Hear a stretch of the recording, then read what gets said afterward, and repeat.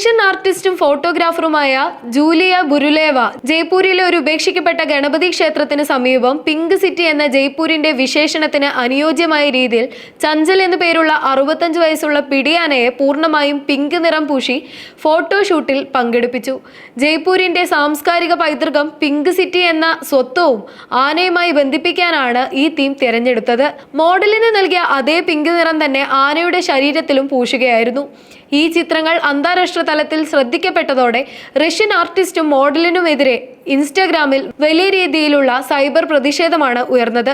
മോഡലായ യശസ്വിയും ആനയ്ക്കൊപ്പമുള്ള ചിത്രങ്ങളിലുണ്ടായിരുന്നു. Photoshoot നടന്ന് അധികം വൈകാതെ തന്നെ ഫെബ്രുവരി മാസത്തിൽ ചഞ്ചൽ ചരിഞ്ഞു. 2025 നവംബറിലാണ് ഫോട്ടോഷൂട്ട് നടന്നതെങ്കിലും ഈ ചിത്രങ്ങൾ സാമൂഹ്യ മാധ്യമങ്ങളിൽ വൈറലായതോടെയാണ് ആനയുടെ മരണ വാർത്തയും പുറത്തു വന്നത്.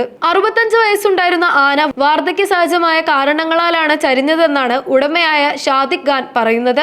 ഒരു ആനയെ സിനിമയ്ക്കോ ഫോട്ടോഷൂട്ടിനോ ഉപയോഗിക്കണമെങ്കിൽ വനം വകുപ്പിന്റെയും അനിമൽ വെൽഫെയർ ബോർഡ് ഓഫ് ഇന്ത്യയുടെയും മുൻകൂർ അനുമതി ആവശ്യമാണ്.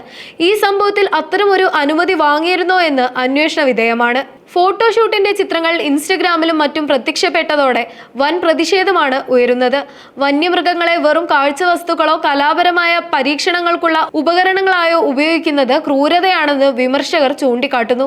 ആനയുടെ സെൻസിറ്റീവായ ചർമ്മത്തിൽ ഇത്തരത്തിൽ ചായം പൂശുന്നത് ആരോഗ്യ പ്രശ്നങ്ങൾക്ക് കാരണമാകുമെന്ന് മൃഗസ്നേഹികൾ വാദിക്കുന്നു. എന്നാൽ പ്രകൃതിദത്തമായ ഗുലാൽ മാത്രമാണ് ഉപയോഗിച്ചതെന്നും 10 മിനിറ്റിനുള്ളിൽ അത് കഴുകിക്കളഞ്ഞെന്നുമാണ് ഫോട്ടോഗ്രാഫറുടെയും ഉടമയുടെയും വിശദീകരണം. സംഭവത്തിൽ വ്യാപകമായ പരാതി ഉയർന്നതിനെ തുടർന്ന് രാജസ്ഥാൻ വനം വകുപ്പ് അന്വേഷണം ആരംഭിച്ചിട്ടുണ്ട്.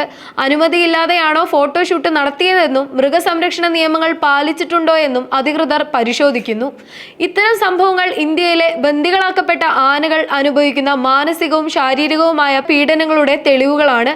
കലാപരമായ ആവിഷ്കാരത്തിന് അതിരുകളുണ്ടെന്നും മൂകമായ ജീവികളെ ഇത്തരം പരീക്ഷണങ്ങൾക്ക് ഇരയാക്കുന്നത് ഒഴിവാക്കണമെന്നും സോഷ്യൽ മീഡിയയിൽ വലിയ ചർച്ചകൾ ഉയർന്നു.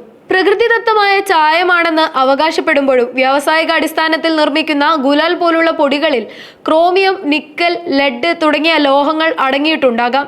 ഇത് ആനയുടെ കണ്ണുകൾക്കും ചർമ്മത്തിനും അണുബാധയുണ്ടാക്കാൻ കാരണമാകും. കലയുടെ പേരിൽ ജീവനുള്ള ഒരു മൃഗത്തെ ചായം പൂശുന്നത് അങ്ങേയറ്റം മനുഷ്യത്വരഹിതമാണെന്ന വാദമാണ് ഇതേ തുടർന്ന് ഉയരുന്നത്.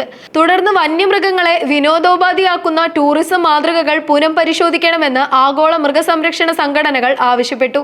നിലവിൽ രാജസ്ഥാൻ വനംവകുപ്പ് ഉദ്യോഗസ്ഥർ ആനയുടെ ഉടമസ്ഥനിൽ നിന്ന് വിശദീകരണം തേടിയിട്ടുണ്ട്. ആനയുടെ മരണകാരണം കൃത്യമായി വ്യക്തമാക്കുന്ന മെഡിക്കൽ റിപ്പോർട്ടുകൾക്കായി അധികൃതർ കാത്തിരിക്കുകയാണ്.